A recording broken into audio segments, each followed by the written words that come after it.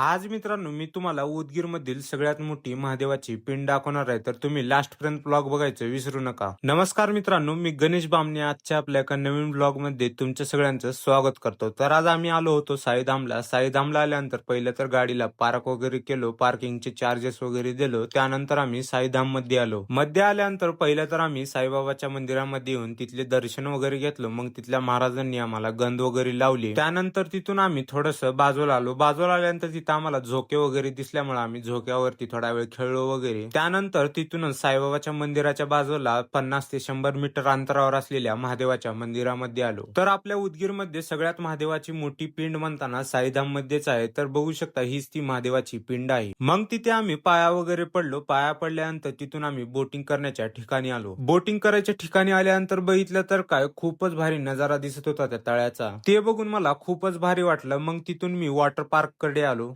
Water park कडे आल्यानंतर बघितलं तर काय वॉटर पार्क तर बंद होतं, म्हणून आम्ही तिथून घराकडे जाण्यासाठी निघालो.